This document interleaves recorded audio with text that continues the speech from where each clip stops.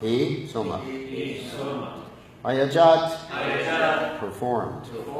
Rajasuyena, the sacrifice known as Rajasuya. Vijitya, after conquering. Uvanatraham, the three worlds. Swarga, Marcha, and Patala. Patnim, the wife. Brahaspate, Brahaspati, the spiritual master of the demigods. Darpat, out of pride. Taram, Tara. Nama, by name. Aharat, took away. Balat, by force.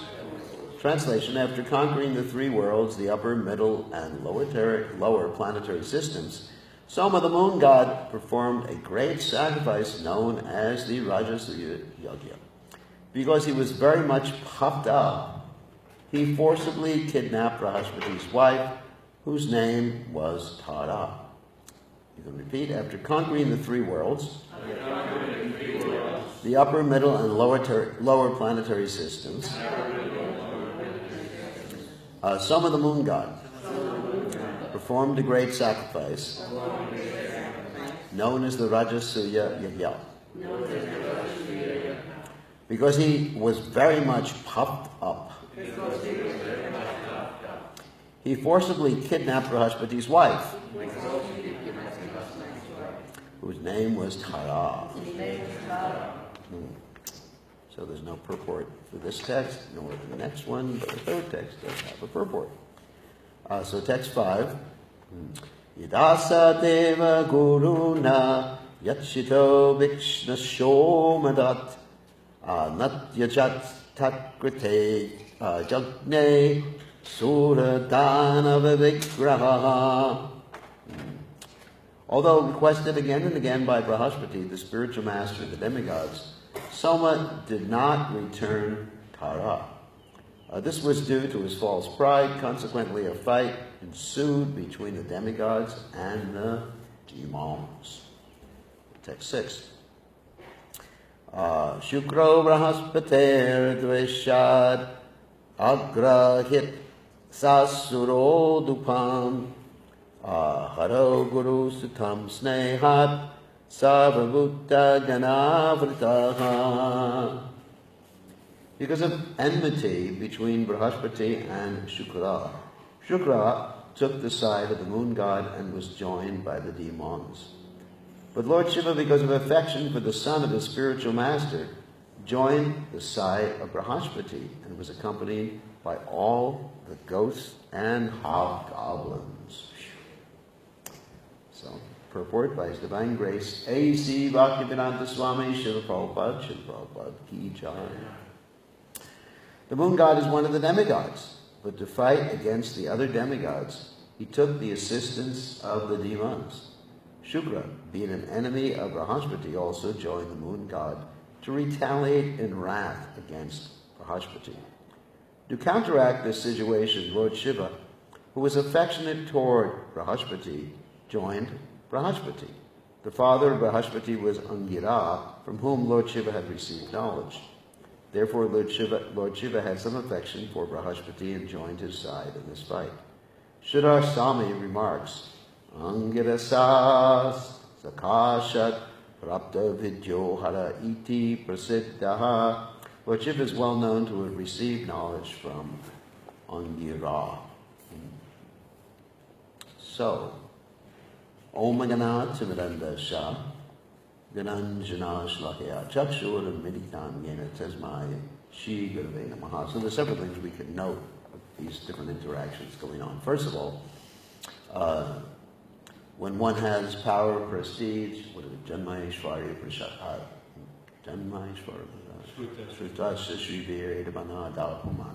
As Queen Kunti says, when one is bewildered by these things, especially when one is bewildered by lust, one can do anything. And what we see here, that Soma did is actually completely unacceptable. And what that is stealing his spiritual master's wife. Remember, Brahaspati is Soma's spiritual master. So imagine, the spiritual master has a wife, if he had not a sannyasi, and you steal her for illicit life. Hare Krishna, that's the first point. Second point that we notice here is that when there's a fight between the spiritual master and disciple, which is highly unusual too, but a fight between two personalities, one of whom has committed sinful activities, we find that people take sides based upon personal interest, not upon what is dharmic and what is not dharmic. This, of course, is called a conflict of interest.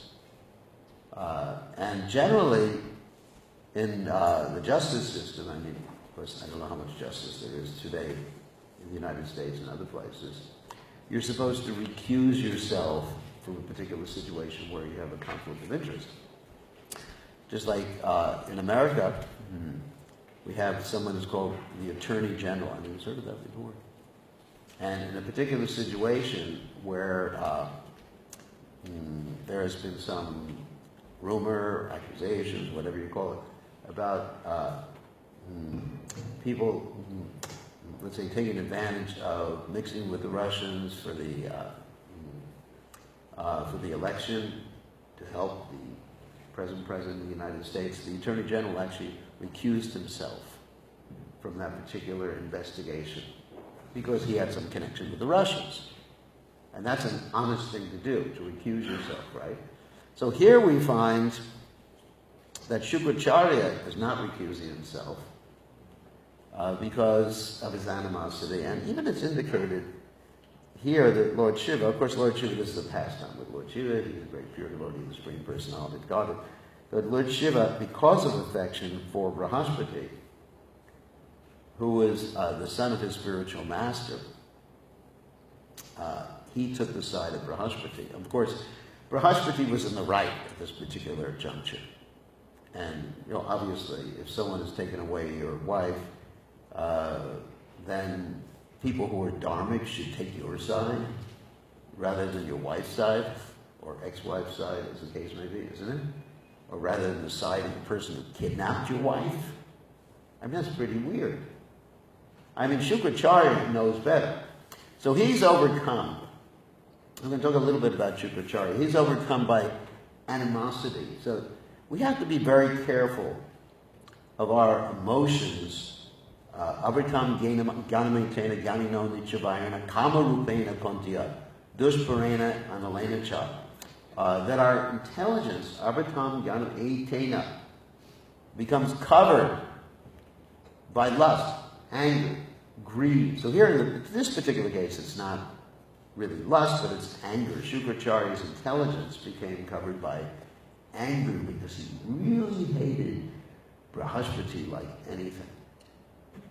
And the reason he hated Brahaspati like anything is that there's actually several reasons. One is that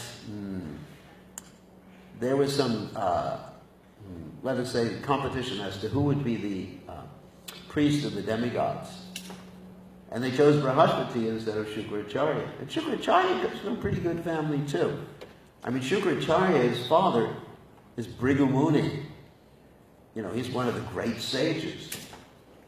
So he certainly was very qualified, but he became very, very bitter. Another reason why Shukracharya had this inherent bitterness that covered his intelligence, so he took the wrong side, was that, and you can understand, you have to be a little empathic with poor Shukra, is that Lord Vishnu killed his mother.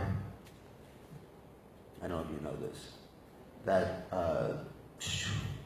somehow or other, his mother tried to prevent Lord Vishnu from coming into the house one day. And Lord Vishnu just killed the poor mother of Shukracharya. And so naturally he was a little bit upset with Lord Vishnu as a result of that. And of course, fortunately, Bhrigu Muni was able to bring his wife, which was Shukracharya's mother, back to life with his mantras. So the poor lady was brought back to life, but still, Lord Vishnu did this. He killed the mother of Shukracharya. Another reason Shukracharya is envious is that because of the Lord Vishnu blinded him in one eye.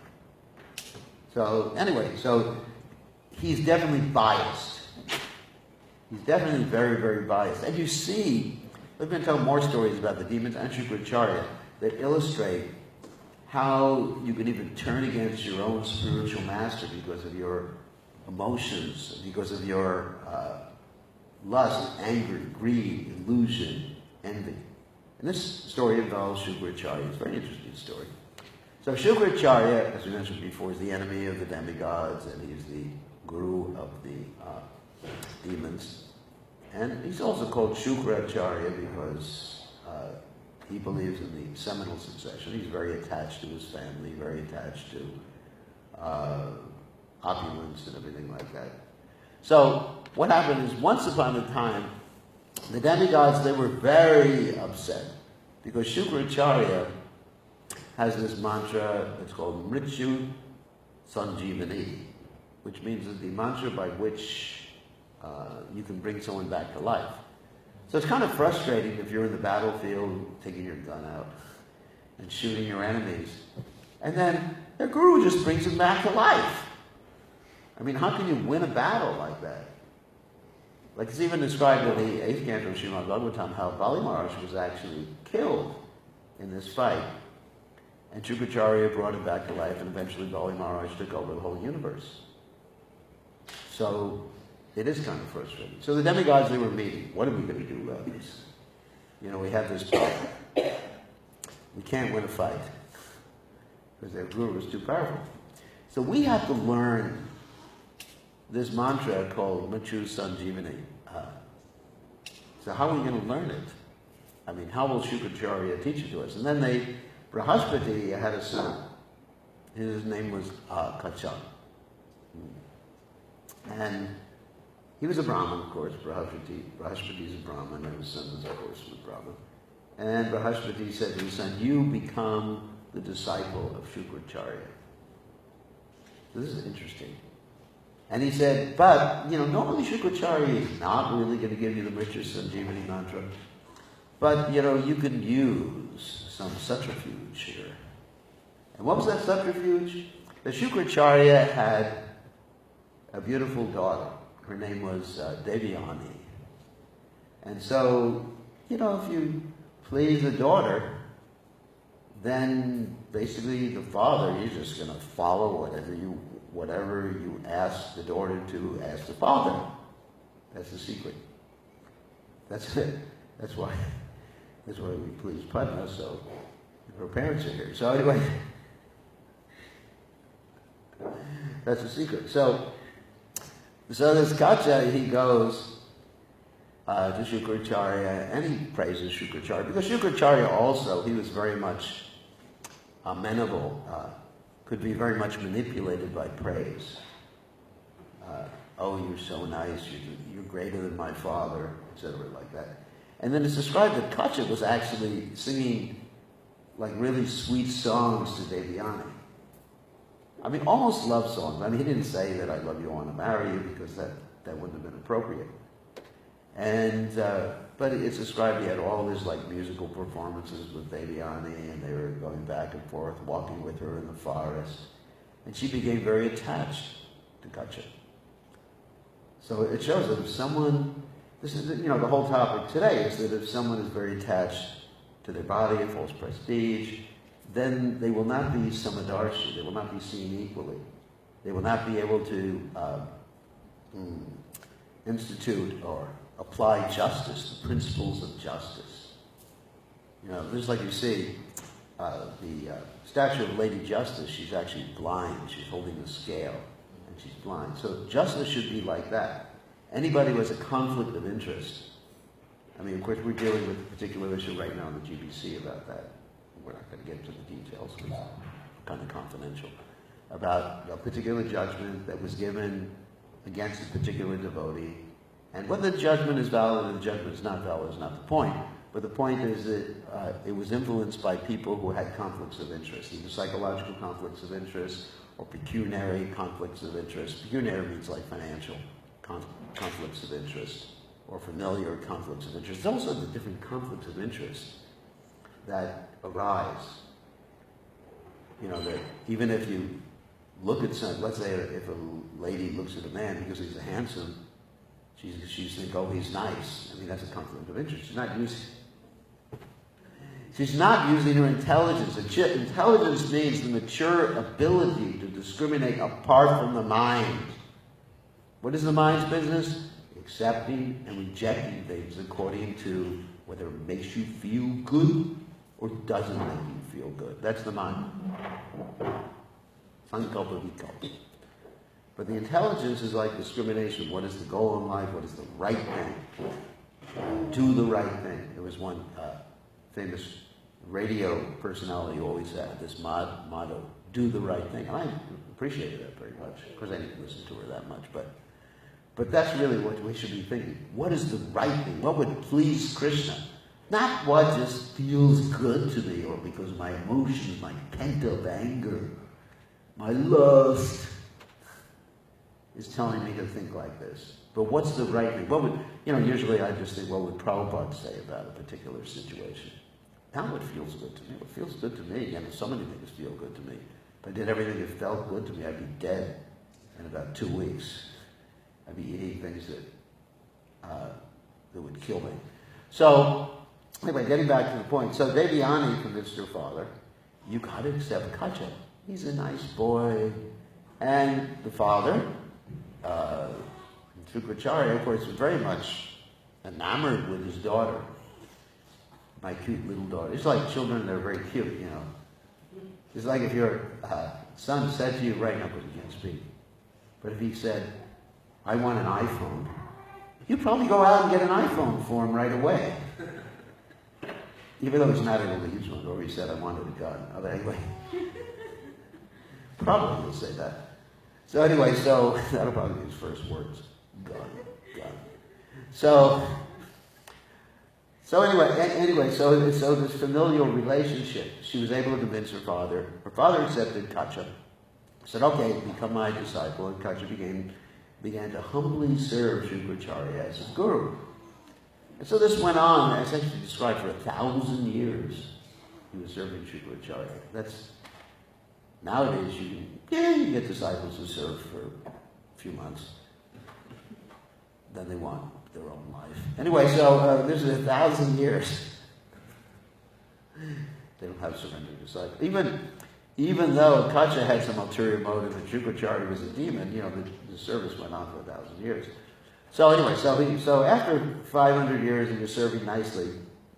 This also points out another thing. The demons, who were disciples of Shukracharya, thought, Gurudev was acting improperly. So we got to do something. He's going to give this Sanjeevani mantra to Kacha because his daughter is influencing him. So let's get rid of this Kacha. So one day, Kacha was in the forest, I guess, collecting firewood for Shukracharya. And the demons sort of chopped him up. This is before he learned Mitra Sanjeevani. They chopped him up and fed him to the wolves. And so that night, Kacha didn't come back. And so, of course, Shukracharya wasn't that worried, but Devyani was. She was in love with him. And so she said, Dad, where's my Kacha? That handsome Kacha. And he said, I don't know. And she said, she was thinking, maybe he was killed by the other demons. The other demons had actually killed him because they were worried about that, it's another instance of sacrificing one's own equanimity, one's own understanding of justice, understanding of ethics. Because the demons generally, they did have an understanding of ethics. They weren't just like Rakshasas, generally. They were demons, but they were educated, Vedic, cultured demons. Try to understand that. Not, it's not that they were just like that film Woodstock. I don't know if you've seen that film, Woodstock, where people were all naked, rolling around with pigs at a music festival in New York. Mother Christian Creed was there for that festival. She didn't do any of that stuff, but she was preaching. So the demons actually were cultured. So anyway, so the demons, they chopped them up. So Shukracharya thought, well, I got to bring him back to life. So he pronounced this Mrityu Sanjeevani mantra, please come, Kacha. And the wolves actually all died because their stomachs split up because he was within their stomachs. All right. So Kacha comes back. Thank you, Guru Maharaj, for saving my life. The demons are upset again. And what they do the next time is they crush up Kacha, they kill him, and they just put him in the ocean. Little pieces in the ocean. And then the same thing happens. Devyani says, my little Kacha. It's intelligent. Actually, if you want to please someone, you have to please their children. Even with Krishna, it applies that way. Like if you please the pure devotee, the spiritual master, then Krishna gets pleased. Yasha prasada, bhagavad prasada. So that same principle applies in relationship to Krishna and to ordinary people. Like Prabhupada said, if you want to please someone, you please their dog. It was another example Prabhupada gave. So anyway, so the same thing happens. He says, Mrityu Sanjeevani mantra, whatever it is, which I don't know. And Kacha's brought back. And so this is quite traumatic for Kacha. Kacha thanks his spiritual master. Then the demons had to say, this is it. We're going to really kill him this time. So the third time, this is a story from the Mahabharata, in fact. The third time they cremate him, and there's just ashes. And what they do with the ashes is they mix it with wine. And they give the wine to Shukracharya. What kind of disciples are those? They're so worried. They offend the spiritual master. All these conflicts of interest. This is an interesting point. Justice. So, anyway. So they give it to Shukracharya. Devyani says, Dad, I need my Kacha back. Okay. The father says, I think it's pretty obvious, he's dead, he's not going to come back. And Devyani says, I can't live without him. And the father says, okay, I got no choice. My daughter said this. So, then what happens? He said he begins to pronounce the mantra, but then inside his stomach he hears Kacha speaking. He says, Shukra, Guru Maharaj,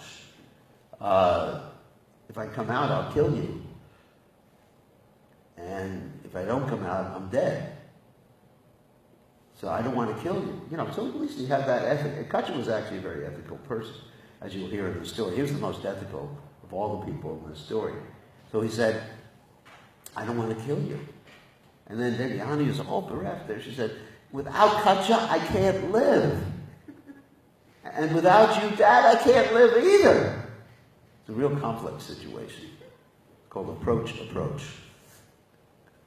Whatever you do, damned if you do, damned if you don't, as they say. So he was thinking, Shukracharya was thinking, what can I do? All right, so he thought, best thing is I teach the Mrityu Sanjeevani mantra to Kacha while he's in my stomach. So while Kacha was in the stomach of Shukracharya began to teach him this mantra. Please chant Om, Om, Sanjeevani, whatever. And so he taught the mantra. He said, and when you come out and split my stomach, do this mantra to bring me back to life. Okay. So, that's what happened. He chanted the mantra, brought Kacha back to life. His stomach went all over the place. And then Kacha chanted the mantra and brought his spiritual master back to life. So that was nice. This is a very nice reciprocal relationship. And then what happened is, of course, they continued for some time. So after 1,000 years, Kacha said, goodbye, Guru Maharaj. and he gave his traditional Guru Dakshin. But when he was getting ready to leave, Devyani said to him, I love you. You can't leave. Don't leave. Live with me. And so she was completely in love with him. I mean, which is obvious because he had been like pulling her heartstrings for 1,000 years. Poor girl. I mean, she had been manipulated by Kacha. He had no intention of any romantic relationship. And he said to her, basically, no way, Devyani, because you're like my sister. First of all, the Guru is the father. You're the daughter of the Guru. Secondly, you used to be inside your father. You know, that's Pungsarita Kanashaya, that the child is actually in the semen of the father and gets injected into the mother. So you were previously inside your father, and I was previously inside your father. You understand the logic? Because it wasn't inside the mother. But anyway, so I'm your brother, and this is improper. And Devyani was, crying, please, please. And he said, no way, sister. And what hell hath no fury like a woman scorned, So she basically, just like a story of Urvasi and Arjuna. When she couldn't have Arjuna, she said, you ain't gonna have any lady. I curse you to become a eunuch. So the same, but Kacha wasn't cursed to become a eunuch. He was cursed to not be able to properly execute the Mrityu Sanjeevani mantra. After all that 1,000 years, of course there was a solution for that later on. And so he just said, this is improper, this curse, but I curse you. And that's the problem sometimes. When you curse someone, they curse you back. He said, I curse you, just like we recently read the story of King Nimi, who was cursed by his spiritual master, Vasishtha Muni, to die, and he cursed his spiritual master to die. So Kacha, in the same way, cursed Devyani, you will not be able to marry a Brahmin. And of course, that's later on that leads to the story of Yayati, and Devyani and Samishta. That whole story is there in the Bhagavatam, which we already read. So Kacha was able to go eventually to the demigods and teach some of the other ones, the demigods, the Mrityu Sanjeevani mantra, even though it wouldn't work for him. She didn't say to him, you will forget the mantra. She said that you will not be able to perform the mantra. So anyway, so these are some of the stories of Shukracharya. Shukracharya also, this is an interesting thing, even though he's the demon spiritual master, after he had that whole episode of drinking wine, which was mixed with the ashes, and he became a little intoxicated, he cursed anybody who drank wine from then on. He said anybody, or especially any Brahmin who drinks wine, will be completely fallen, completely contaminated. So that's also a curse by Shukracharya. So, anyway, the point of telling all these stories is to illustrate how there's all these conflicts of interest and how people don't think clearly, how people don't use their intelligence. So what do? We have to cultivate Krishna conscious intelligence by reading Srila Prabhupada's books, associating with devotees, and actually asking, revealing our minds in confidence, Dadati Pratigunati, Guyam Akyati Prichati, with the devotees, and asking for advice, being humble enough to mistrust our own mind and judgment, like Bhaktisiddhanta Saraswati Thakur would say you should beat your mind with a cane or with your shoes. So we should mistrust sometimes our mind. Our mind can be our worst enemy, and an uncontrolled mind is the worst enemy, a controlled mind is the best friend. So we control the mind with the intelligence. Intelligence described as the form direction of the super soul, as long as it's fixed up in Krishna consciousness. So, any questions or comments about any of these points? Yes? Shukra was born of a good family. A good family. Yeah. And he became essentially a demon. Yeah. So because of animosity. yeah, so this I think is a very good lesson because it's like when they start out as a devotee, but Yeah. it becomes essentially demoniac with bad association or by giving into lust, anger, and Yeah. greed. Right, getting under the control of the mind instead of the intelligence. So he takes up the whole. I mean, he becomes like this, kind of like an integral part of the demons. Yeah. But he wasn't even really part of them until he made the decision to join. Yeah, I mean, he was prominent in the mode of goodness. Because he could become the demigod.